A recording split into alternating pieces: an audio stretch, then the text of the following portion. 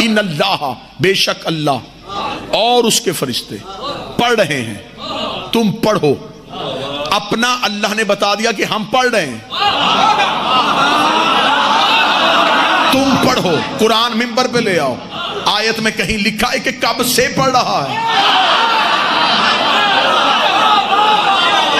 مجھے آیت کا وہ ٹکڑا دکھاؤ، یہاں پہ اللہ نے کہاں لکھا ہے کہ میں تب سے پڑھ رہا ہوں؟ بس یہ لکھا میں پڑھ رہا ہوں، کب سے؟ جب سے میں ہوں۔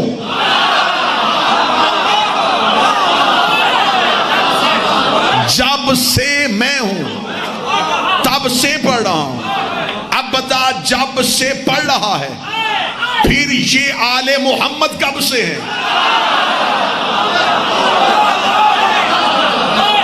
تم نے 13 رجب کو اترتے دیکھے ہیں، آئے 13 کو نہیں تھے۔ خالصتاً عرفان پڑھ رہا ہوں۔ آج کے دور کی اہم ضرورت کے خالصتاً سچا عقیدہ پڑھا جائے۔ خدا کہہ رہا میں پڑھ رہا ہوں، کب سے؟ جب سے میں ہوں۔ اس کا مطلب آل محمد تب سے ہیں، جب سے وہ ہے۔ ایک بندے نے میرے شہنشاہ سے سوال کیا، چھٹے تاجدار ولایت سے سوال کیا، اس نے کہا مولا اللہم صلی علی محمد، آپ کب سے ہیں؟ فرمایا جب سے وہ ہے۔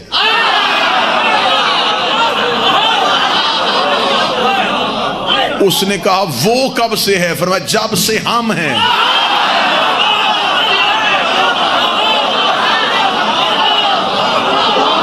مولا وہ تب سے ہے جب سے آپ تب سے ہیں جب سے وہ اللہ، آپ اللہ نہیں، تو پھر آپ میں اس میں فرق کہاں سے آئے؟ کیسا بہترین جملہ دیا میرے شہنشاہ۔ فرمایا جب سے وہ ہے تب سے ہم اس کے علم میں ہیں۔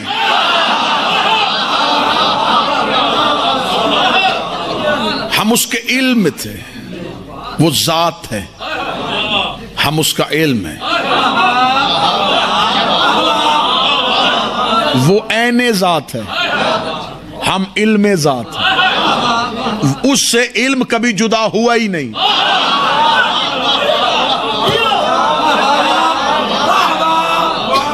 جب سے وہ ہے تب سے ہم ہیں، ہم اس کے علم میں تھے، اس کے علم میں رہنے کی وجہ سے وہ اللہ ہو گیا۔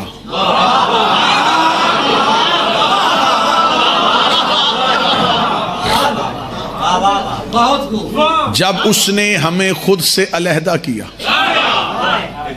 اس نے اپنے پاس ارادہ رکھا، وجود نہیں، ہمیں وجود دیا، ارادہ نہیں۔ کیا کہنے حسین مالک کی عزت کی قسم، کیا کہنے؟ یہ آپ کی سماعتوں کی وجہ سے میں گہرائی میں اترتا جا رہا ہوں، ورنہ واللہ یہ سمندر اترنے والا تھا ہی نہیں، میں بالکل کنارے سے گزرنے لگا تھا۔ آپ نے مجبور کیا آپ کی سماعتوں کہ میں گہرائی میں اترا۔ آپ کوشش کریں ہیں کہ جہاں تک ہاتھ پہنچے، جو تبرک نصیب میں آئے وہ ہم آپس میں ایک دوسرے سے بانٹ لیتے ہیں۔ فرمایا ہم اس کے علم میں تھے، جب اس نے ہمیں جدا کیا، اس کے پاس ارادہ رہ گیا، اس نے ہمیں وجود دے دیا۔ اب اس کے پاس ارادہ ہے، وجود نہیں، وہ جسم میں نہیں، صرف ارادہ، بس ارادہ، فقط ارادہ۔ اس نے ہمیں علیحدہ کیا، اب ہمارے پاس وجود ہے، ذاتی ارادہ کوئی نہیں۔ پھر اس نے اپنا ارادہ ہمارے وجود میں رکھا۔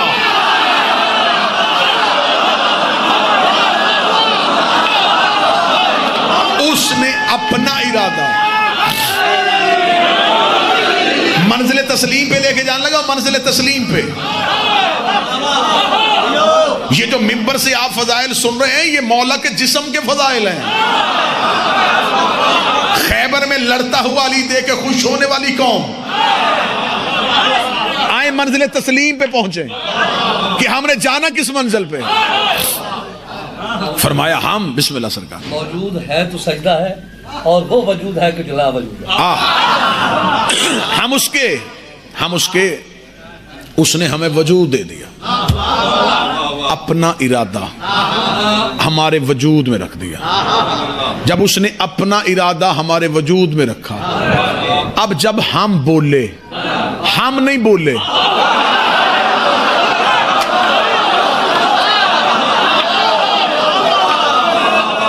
وہ بولا۔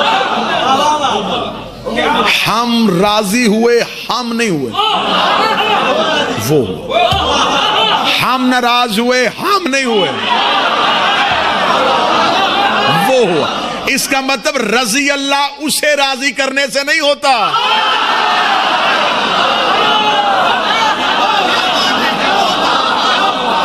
انہیں راضی کرنے سے۔ وہ ہم میں کہیں آ گیا، ہم وجود میں آ گئے۔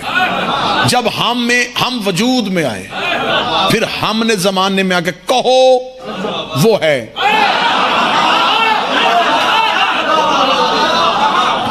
نظر وہ نہیں آیا، نظر ہم آئے۔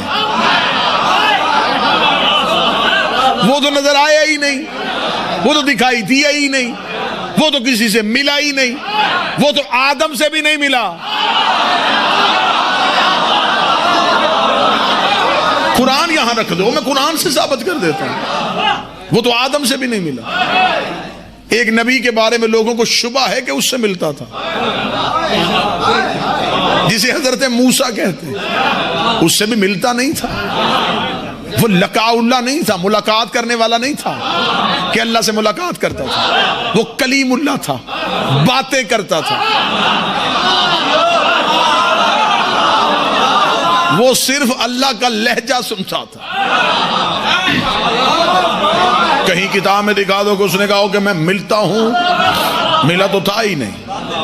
کلیم اللہ، کلام کرنے والا، جس سے اللہ گفتگو کرتا ہوں۔ کہاں کرتا تھا؟ طور پہ۔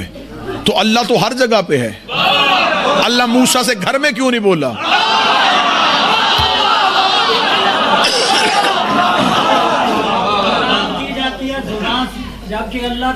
جی بسم اللہ، آپ تشریف رکھیں گے۔ اب جہاں میں جانے لگا ہوں، اب آپ نے میرے ساتھ چلنا ہے۔ اب اس گلی میں جا کے مجھے تنہا نہیں چھوڑنا۔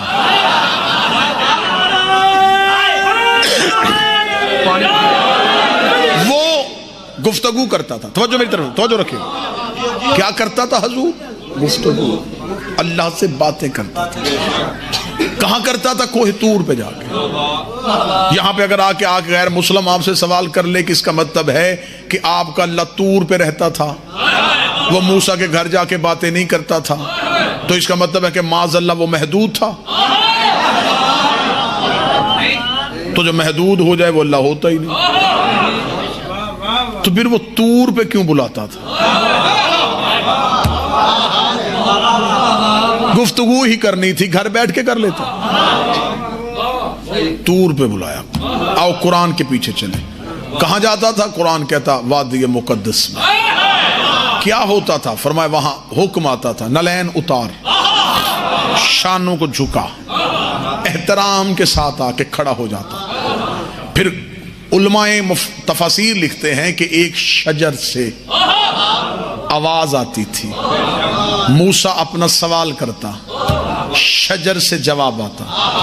اس کا مطلب ہے کہ مولویوں نے نتیجہ نکالا کہ اللہ شجر سے بولا۔ ٹھیک۔ اب میرا ماتمی کا یہاں پہ ایک سوال ہے، طالب علم کا یہاں سوال ہے کہ اگر اللہ شجر میں یعنی درخت میں بولتا تھا تو اس کا مطلب ہم سمجھیں کہ اللہ اس شجر میں حلول ہو گیا، اس میں سما گیا، اور جو کسی مخصوص چیز میں سما جائے، کہاں سا وہ اللہ ہی نہیں۔ تو اگر بابا ظہور اللہ نے شجر ہی میں سمانا تھا تو اللہ موسیٰ میں کیوں نہیں سمایا؟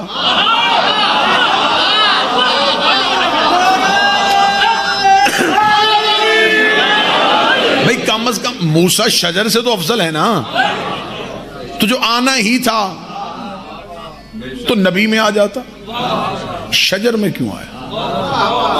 اب تعداد تھوڑی رہتی جائے گی جہاں جہاں بڑھتے چلے جائیں گے۔ میں چرخ چہارم کی سیر پہ جانا چاہتا ہوں، میں چاہتا ہوں کہ کوئی اونچی اڑان بھری جائے۔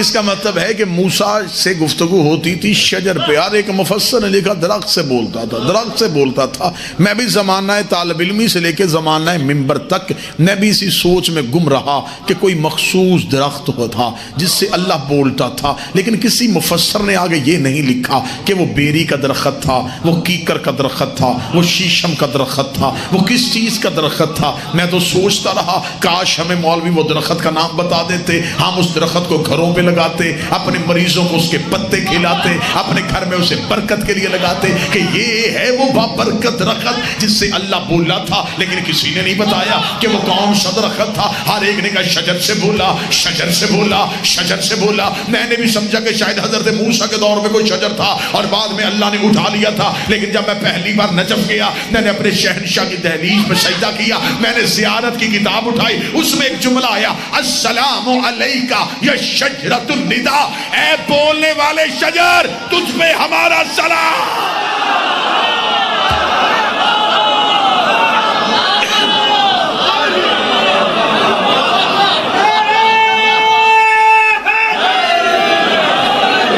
اے بولنے والے شجر، بسم اللہ۔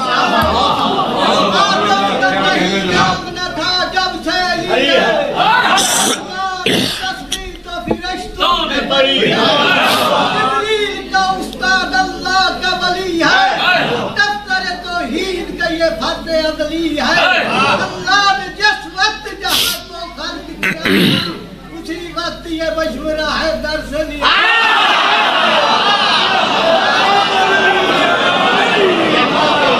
مشورہ نہیں لیا تھا، ان کے پسینے سے خلق کیا تھا۔ خلق العرش من الارک راسہ، ان کے سر کا پسینہ لیا عرش بنا دیا۔ خلق الانبیاء من الارک الجبین، ان کی پیشانی کا پسینہ لیا فرشتے بنا دیا۔ خلق الملائکہ من الارک صدرہ، ان کے سینے کا پسینہ لیا فرشتے بنا دیا۔ خلق اللوح والقلم من الارک یدین، ان کے ہاتھوں کا پسینہ لیا، ایک سے لوح بنا دی، ایک سے قلم بنا دیا۔ خلق الارض من الارک رجلین، ان کے پاؤں کا پسینہ لیا اور زمین بنا دی۔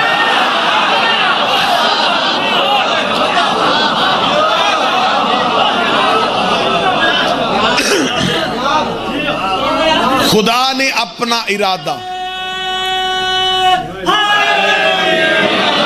ان کے وجود میں رکھ دیا، کیونکہ وہ بھی لامحدود تھا، یہ بھی لامحدود تھے، وہ بھی بے مثل تھا، یہ بھی بے مثل تھے، وہ بھی باکمال تھا، یہ بھی باکمال۔ جب وہ ان میں آ گیا، اب اس نے کہا مجھے علیحدہ اپنا منوانے کی ضرورت ہی نہیں، انہوں نے اسے پہچنوایا ہی ایسا، آپ کو سمجھ میں نہیں آئے گی میں کیسے گھوم کے واپس درود پہ آنے لگا۔ اگر کوئی بندہ کہے کہ وہ اللہ جو ہے وہ ان میں رہ کے نظر کیوں نہیں آیا، میں ابھی مثال، میں ابھی اس بندے کے سامنے اس سے پوچھتا ہوں، میں اس سے پوچھوں گا کہ تو بتا تو کہاں ہے،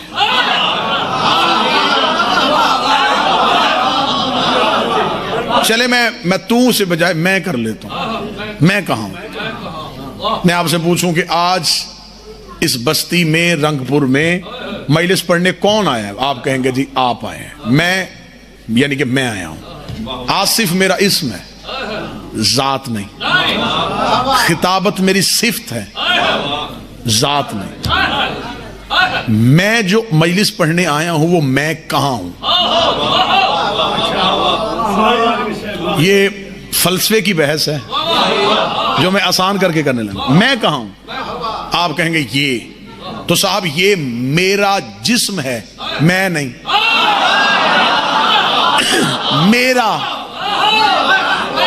میرا علیحدہ جسم ہے، میرا جسم، وہ جس کا جسم ہے وہ کہاں ہے، میرا چہرہ، میری آنکھیں، کوئی بندہ کہے گا یہ تو آپ کا وجود ہے، جو آپ کے اندر ہے نا وہ آپ ہے، وہ میری روح ہے، میں نہیں۔ تو جب اللہ نے مجھے خلق کر کے مجھے اپنے ہی اندر گم کر دیا ہے،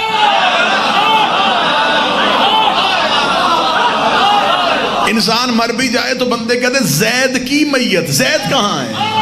وہ جس کا وجود ہے وہ کہاں ہے؟ وہ جس کا چہرہ ہے وہ کہاں ہے؟ تو خدا نے تمہیں آل محمد سمجھانے کے لیے تمہیں تمہاری ذات کے اندر گم کر کے خدا نے بتایا کہ تمہارے اندر میں نے گم کر دیا ہے۔ اب کوئی تم تک پہنچنا چاہے وہ تمہارے وجود کو پائے گا، کوئی تمہیں دیکھنا چاہے وہ تمہارا چہرہ پائے گا۔ خدا نے کہا بس یہی میری مثال ہے، مجھے ڈھونڈنے کی کوشش نہ کرنا، پہلے دیکھو میرا چہرہ کہاں ہے، میری آنکھیں کہاں۔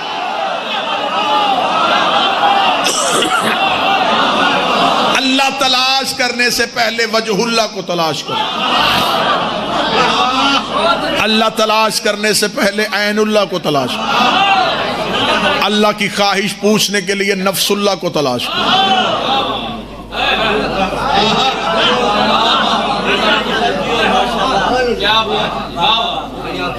وہ ابھی تک قائم کیسے ہے تو کسی قائم کو تلاش کرو۔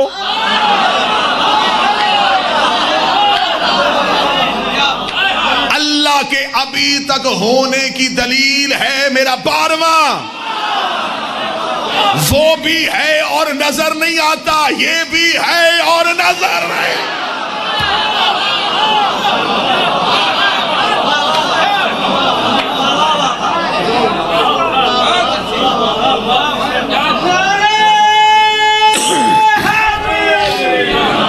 اس کی بادشاہت کا اقرار کرنے کے لیے اس کی بادشاہت کو تسلیم کرنا ضروری ہے۔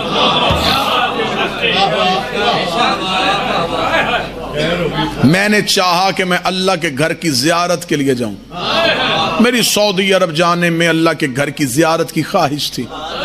میں پاکستان سے اٹھا اور میں سیدھا چلا گیا ایئرپورٹ پہ، میں نے کہا جی میں سعودی عرب جانا چاہتا ہوں، ٹکٹ میرے پاس ہے، مجھے جہاز میں بٹھاؤ۔ بٹھا دیں گے ایسے؟ وہ کہیں گے جناب آپ یہ بتائیں آپ کے پاس ہم سعودیہ جانے کا ویزا ہے؟ میں نے کہا یہ ویزا کہاں سے ملے گا؟ سعودی عرب کے بادشاہ سے؟ انہوں نے کہا نہیں، اس بادشاہ نے اپنا ایک نمائندہ تمہارے ملک میں بٹھایا۔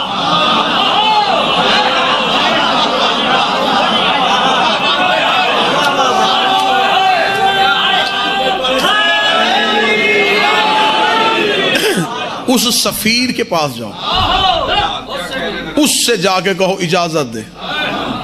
میں کہوں جی میں اس سے کیوں مانگوں، میں بادشاہ سے مانگوں گا؟ وہ کہیں گے جب تک یہ نہ اجازت دے۔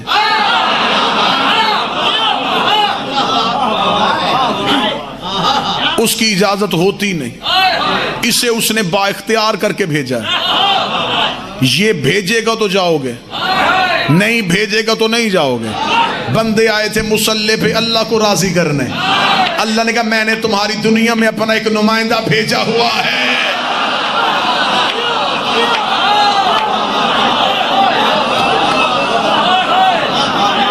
پہلے میرے اس نمائندے کے پاس جاؤ، میں نے اسے با اختیار کر کے بھیجا، وہ لکھ کے دے گا تو پھر تم مجھ تک پہنچو گے۔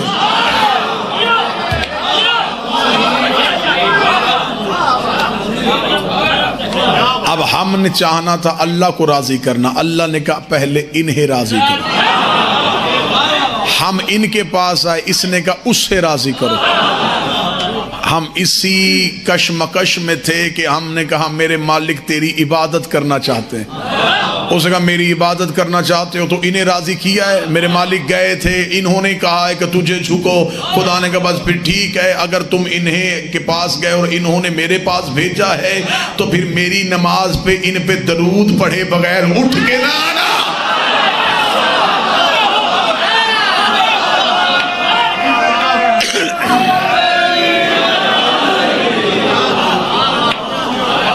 تو نے پڑھ لی ہے میری نماز تو اب بیٹھ جا۔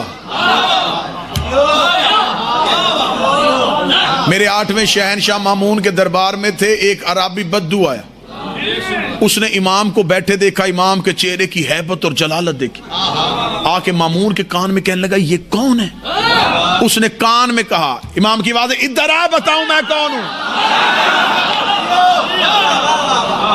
ادھر آ۔ اس سے کیا پوچھ رہا ہے؟ بدو ڈر گیا کہ میں نے کان میں بات کی تھی۔ میرے شہنشاہ کے سامنے آ کے کھڑا ہوا، امام نے فرمایا میں تمہیں بتاتا ہوں میں کون۔ امام نے فرمایا اللہ کو مانتا ہے؟ کہنے لگا مانتا ہوں۔ فرمایا میں نے منوایا ہے۔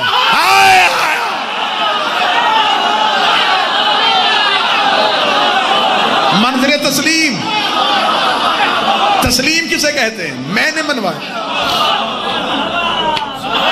اس اللہ کو راضی کرنے کے لیے کیا کرتا ہے؟ کیا لگا نماز پڑھتا ہوں، میں نے سکھائی ہے۔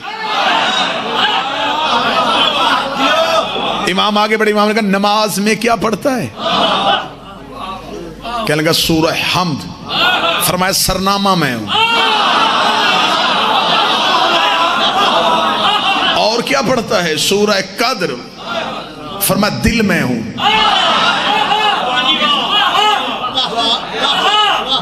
وہ قرآن کی ایک ایک سورت پڑھتا گیا، ہم بتاتے رہے اس کا دل ہم ہے، اس کی وجہ ہم ہے، اس کا سرنامہ ہم ہے۔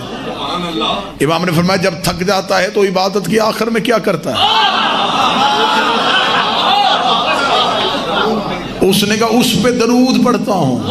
اتنا کہنا تھا، امام کے چہرے کی رنگت ہی بدل گئی۔ امام نے فرمایا اِنَّ يُصَلِّيَ الصَّلَاةَ إِلَّا بِوَجْهِكَ الْفَسَقَتْ، اگر تو مجھے چھوڑ کے اس کی نماز پڑھے تو اللہ تیری نماز تیرے چہرے پہ مار ہے۔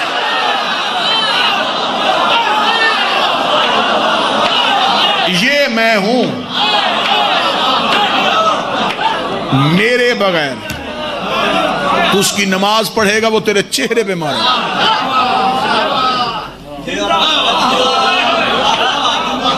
ہم بھیجتے ہیں اس کی طرف، وہ موڑتا ہے ہماری طرف۔ اس آنے جانے کو درود کہتے ہیں۔ کوئی تو بندہ بیٹھا ہوگا جسے لفظ کی قدر ہوگی۔ اس آنے جانے کو درود کہتے ہیں۔ جب مصلی پہ آئے تو ہم نے مصلی پہ آ کے آخر میں کیا کہا؟ میں بحث نہیں کروں گا، میں اشارہ اتنا قیمتی دے دوں گا۔ تشہد مکمل کیا، پھر اللہ اکبر جو اقرار کیا تھا وہ کتنی دفعہ کیا؟ 3 دفعہ۔ جب نماز شروع کی تھی تب کتنی دفعہ کیا تھا؟ 1 دفعہ۔ تکبیرۃ الاحرام میں 1 بار۔ کسی مولوی سے جا کے پوچھ لینا کہ تشہد کے بعد 3 دفعہ کیوں ہے؟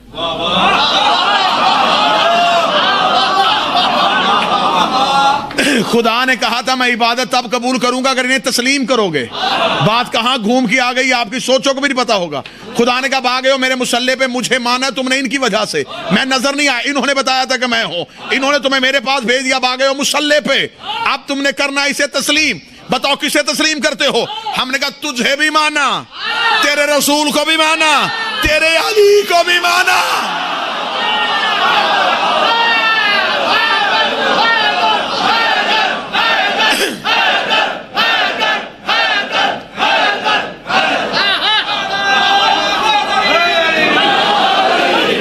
تو میرا نادان دوست، اگر گواہی تم نے 2 کی دی تھی، تسلیم 3 کو کیسے کیا؟ اگر تیری گواہی اشہدو ان محمد رسول اللہ کے بعد چپ ہو گئی تھی، پھر ہاتھ بھی 2 دفعہ اٹھاتا، صرف تجھے ماننا، تیرے رسول کو ماننا، دیکھا جائے گا علی کے لیے۔ تسلیم 3 کو کیا، گواہی 2 کی کیسے دے دی؟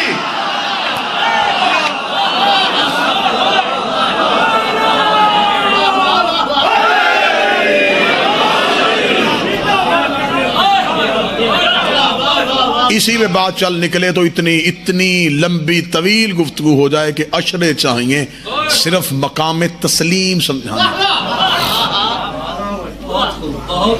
ابھی شیعت میں سے اکثریت اقرار کی پوزیشن میں ہے، تسلیم کی پوزیشن میں۔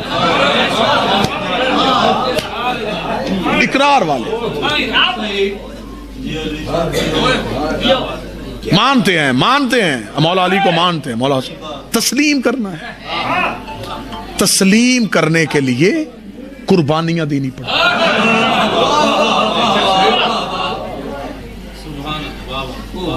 ابو لہب نے مصطفیٰ کو ماننا تھا، ابو طالب نے تسلیم کیا تھا۔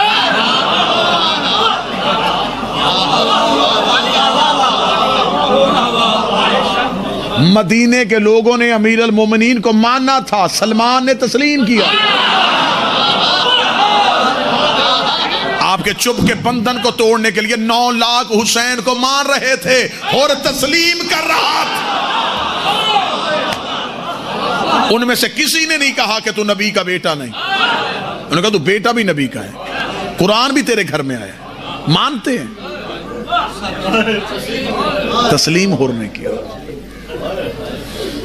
ایسے ہی اپنے دور کی حجت کو صرف مانو نا، تسلیم کرو۔ ہم پوری دنیا میں سیدہ کا مقدمہ کس بات پہ لڑ رہے ہیں کہ دربار خلافت میں سیدہ کو تسلیم نہیں کیا گیا۔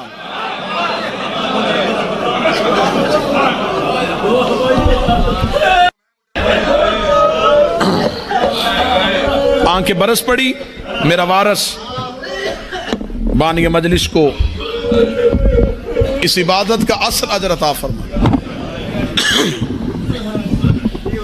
مجلس میں آنا داد و تحسین نہیں، حصول معرفت معصومین ہے۔ تحصیل معرفت کا نام مجلس شبیر ہے۔ جیسے آئے تھے ویسے ہی چلے گئے تو سمجھو مجلس میں کچھ نہیں ملا۔ عرفان کے دریچے کھل گئے، کوئی معرفت کا باب کھلا، سجدہ کرنے کا لطف دوبالا ہوا تو سمجھو کہ مجلس کا فائدہ نصیب ہے۔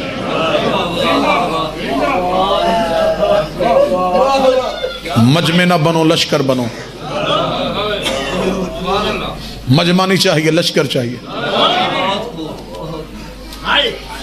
تماشائی نہیں چاہیے، ناصر چاہیے۔ زبانی دعوے دار نہیں چاہیے، عملی خرچ والے چاہیے۔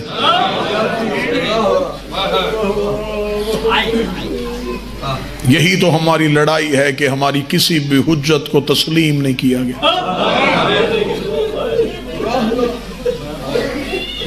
تسلیم نہ کرنے کی سب سے بڑی نشانی ہوتی ہے اس حجت سے بے خبر رہنا۔ خبر ہی نہیں تھی کوفے والوں کو کہ ارا کے جنگل میں کون آ گیا ہے۔ جنہوں نے تسلیم کیا تھا وہ 72 ریت کے ٹیلوں پہ پہنچ گئے۔ یہ دور ہے میرے آخری شہنشاہ کا، تمہیں خبر ہے کہ وہ موجود ہیں، لیکن یقین مانو تسلیم والے پہنچ